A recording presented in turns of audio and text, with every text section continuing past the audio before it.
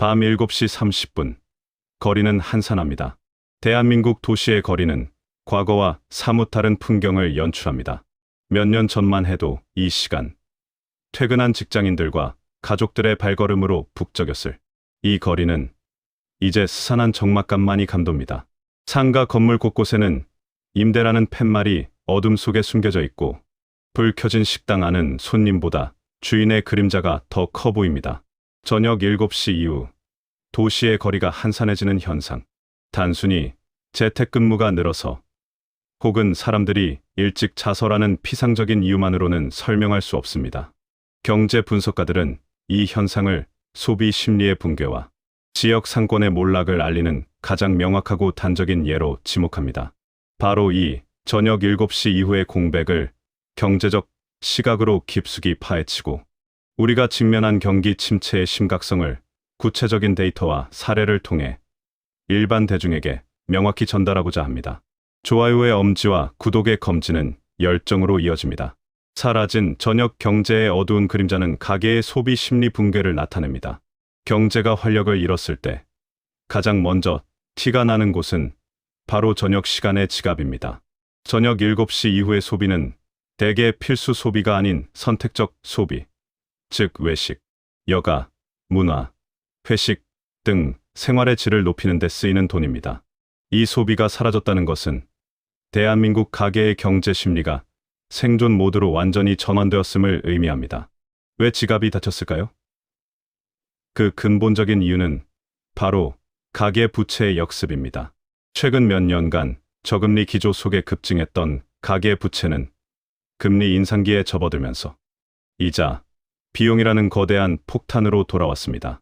한국의 GDP 대비 가계 부채 비율은 100%를 상회하며 국제적으로도 최고 수준입니다. 주택담보대출 3억 원을 받은 가정을 가정해 봅시다.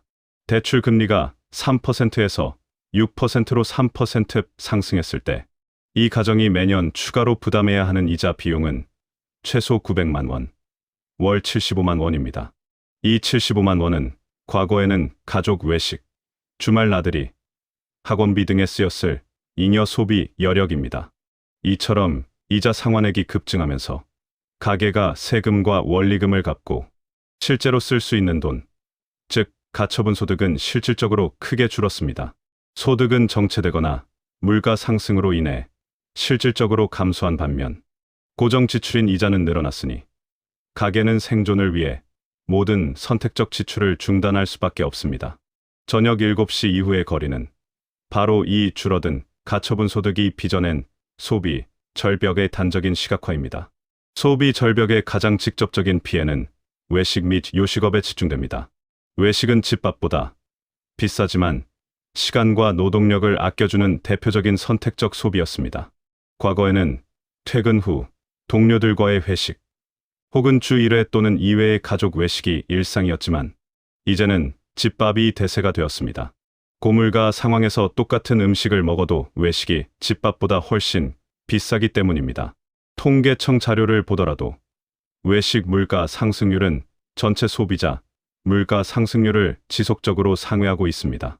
소비자들은 경험보다 생존을 선택하며 저녁 7시 이후의 동선이 회사에서 마트나 온라인 주문으로, 그리고 마지막에 집으로 이어지는 극도로 단순화된 것입니다. 길거리에 불빛이 꺼진 음식점 간판은 바로 이 가성비, 즉 가격 대비 성능을 따지는 소비자들의 냉정한 선택을 대변하고 있습니다. 상권이 미라처럼 꽁꽁 묶여 있다면 이것은 지역 경제의 구조적 붕괴임을 나타냅니다. 가계의 소비 위축은 곧바로 지역 상권의 매출 감소로 이어집니다. 그런데 이 현상은 단순한 매출 감소를 넘어 상권 전체가 기능과 활력을 잃고 쇠퇴하는 상권의 미라화 단계로 접어들고 있다는 심각한 분석이 나옵니다. 공실률과 임대료의 부조화는 악순환의 톱니바퀴와 같습니다. 지역 상권 몰락의 핵심 지표는 공실률, vacancy rate입니다. 대형 상권의 공실률은 위험 수준을 넘어섰고, 특히 주택가 근처의 골목 상권은 더욱 처참합니다. 상인들이 버티지 못하고 문을 닫으면 공실이 생깁니다. 공실이 많아지면 상권을 이용하는 유동인구가 줄어들고 남아있는 상점들마저 장사가 더 안 되는 악순환에 빠집니다. 더욱 구조적인 문제는 임대료의 경직성입니다. 경기가 아무리 나빠져도 건물주는 은행 이자와 재산세 등의 문제로 임대료를 쉽게 낮추지 못합니다. 높은 임대료를 감당하지 못한 영세 자영업자들이 퇴출되면 그 자리는 고금리 부채에 짓눌린 채 수개월, 수년 동안 빈 공간으로 남습니다. 저녁 7시 이후의 어둠은 바로 이 공실의 어둠입니다. 상권이 활력을 잃으면 밤늦게까지 문을 열 이유가 없어집니다.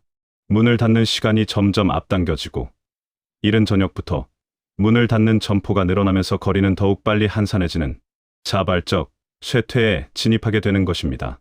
자금력과 기술력으로 무장된 대기업의 상황과 이 두 가지가 모두 부족한 영세 자영업자의 상황은 그 간격이 더욱 커지고 있습니다. 상권의 몰락 속에서도 부익부 빈익빈의 양극화는 더욱 심해질 뿐입니다.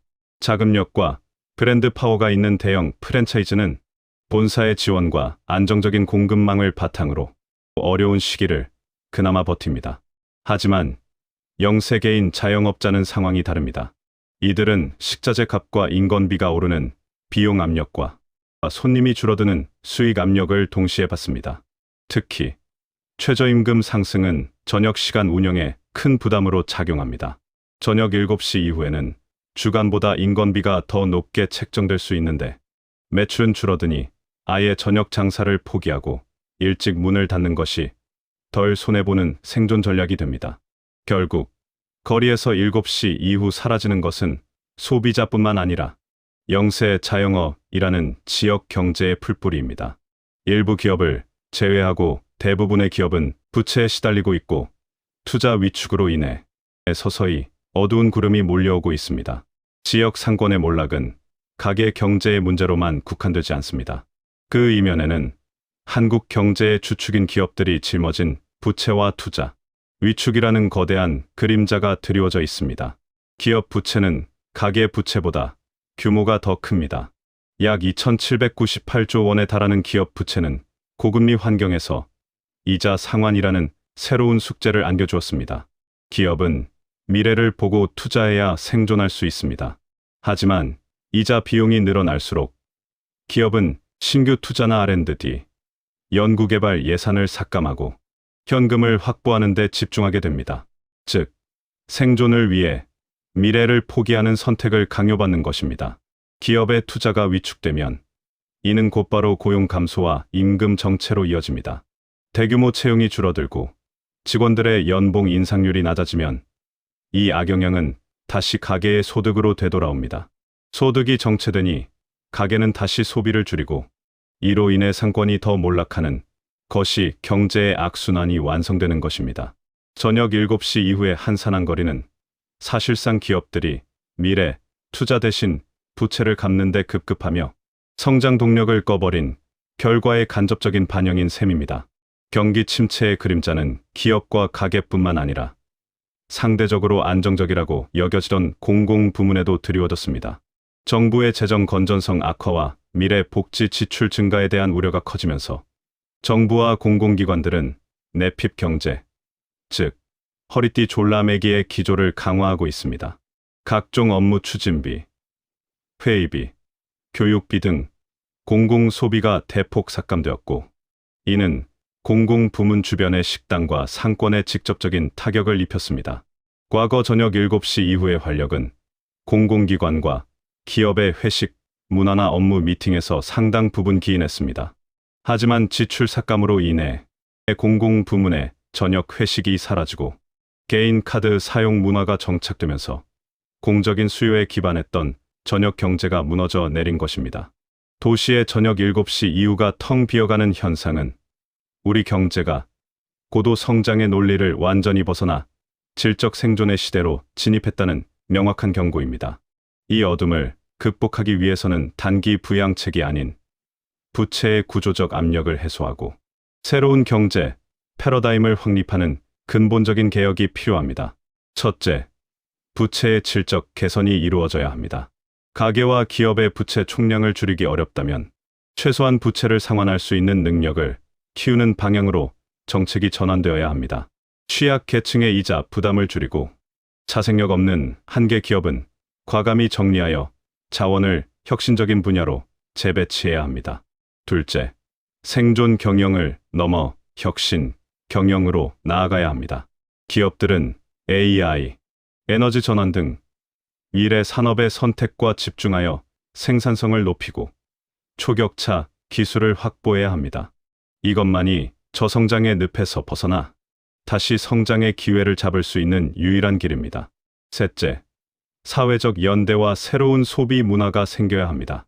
가게는 지혜로운 소비를 통해 낭비를 줄이고 정부는 효율적인 재정 집행으로 미래 세대의 짐을 덜어야 합니다.